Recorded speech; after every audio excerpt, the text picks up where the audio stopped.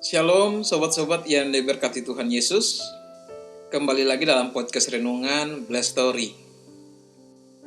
Tema kita hari ini ialah belajar mencukupkan diri.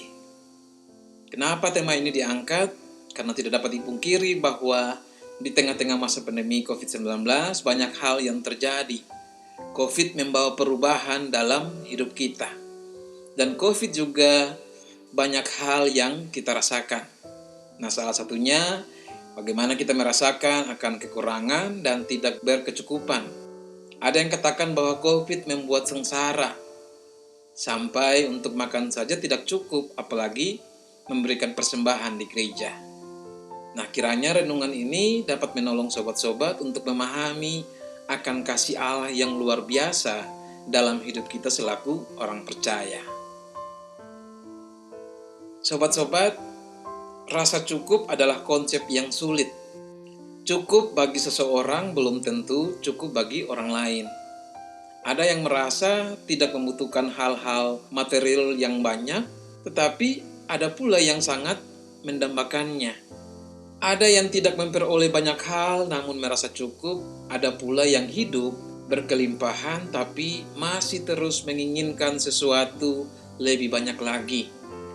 Dan pada akhirnya mereka terjebak dengan meminta kepada Tuhan secara berlebihan.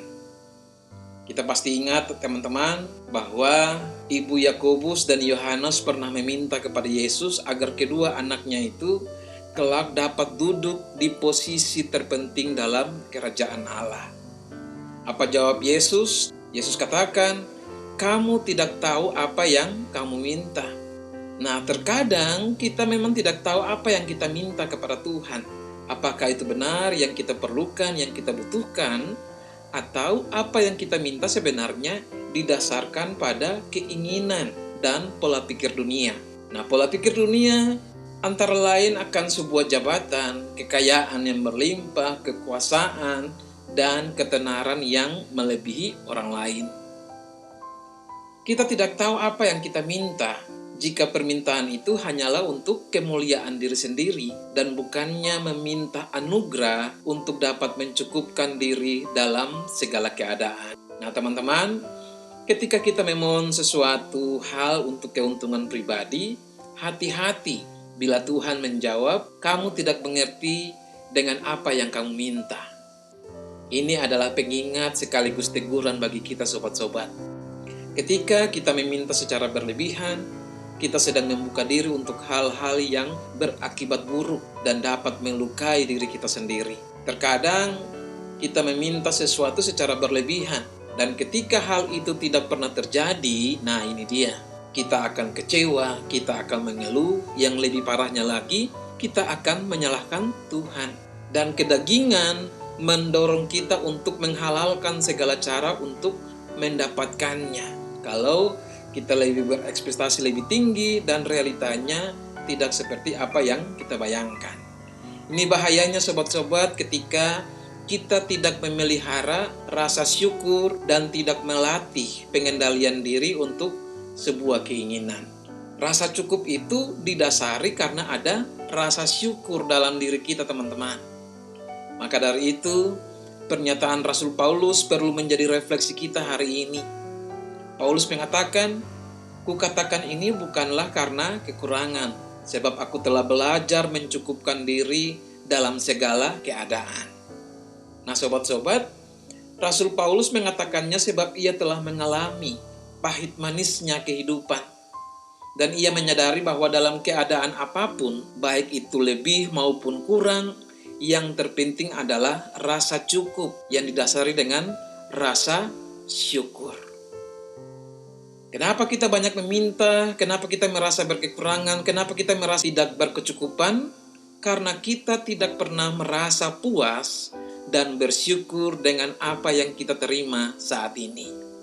Misalnya teman-teman, ketika teman-teman bekerja mencapai target dan bonus yang teman-teman dapat itu kira-kira 100 juta dan teman-teman merasa bahwa itu tidak cukup bagi teman-teman. Nah, itu karena tidak ada rasa syukur dalam diri teman-teman.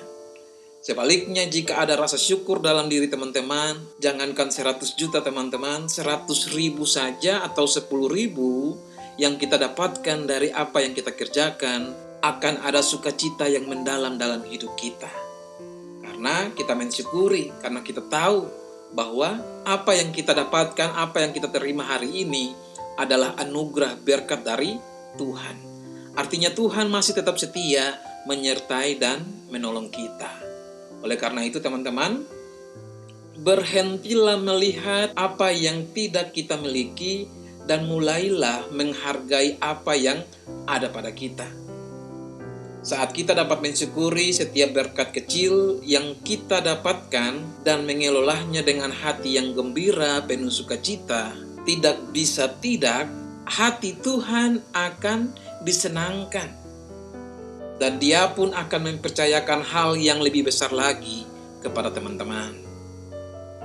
Rasa cukup itu dimulai dari hati teman-teman. Bukan karena semuanya telah cukup, tetapi merasa cukup karena kasih karunia Tuhan. Oleh itu, marilah kita belajar mencukupkan diri.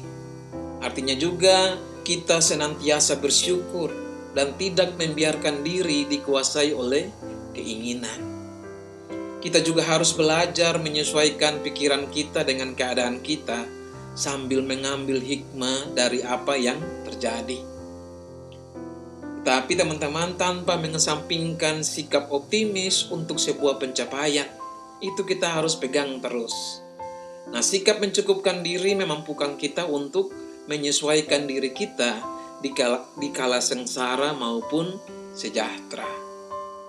Paulus dalam Filipi 4 ayat 19 mengatakan, Allahku akan memenuhi segala keperluanmu menurut kekayaan dan kemuliaannya dalam Kristus Yesus. Nah sobat-sobat, Tuhan begitu sederhana dalam menyatakan kasih-Nya kepada kita. Dia hanya ingin kita percaya kepadanya. Dia meminta kita untuk menceritakan apa yang kita butuhkan. Dia mengatakan kita tidak mendapatkan karena kita tidak meminta. So, jangan pernah merasa berkekurangan dan tidak berkecukupan. Ingat, burung di udara saja Allah pelihara, apalagi kita anak-anak kepunyaannya. Oleh karena itu, bersyukurlah dengan apa yang kita miliki saat ini. Walaupun kita ada keinginan yang kita impikan, katakanlah itu dalam doa kepada Tuhan. Dan yakin dan percayalah bahwa Tuhan akan menjawabnya seturut dengan kehendak-Nya, bukan seturut dengan kehendak kita. Bersyukur adalah cara terbaik agar merasa cukup, bahkan ketika berkekurangan. Jangan berharap lebih teman-teman sebelum kita juga berusaha.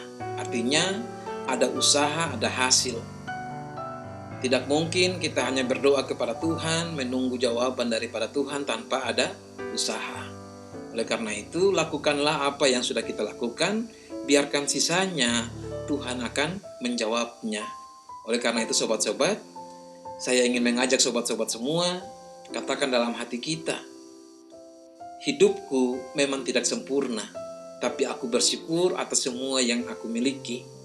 Aku bersyukur karena Allah telah memberiku begitu banyak anugerah dalam hidup ini. Terpujilah Yesus Kristus, haleluya, amin. Sampai jumpa di podcast-podcast renungan berikutnya teman-teman. Support kami dengan subscribe, like, dan bagikan kabar sukacita ini kepada saudara-saudara yang lain. Kiranya renungan ini dapat menjadi saluran berkat bagi banyak orang dan nama Tuhan selalu dipuji dan dipermuliakan. Shalom.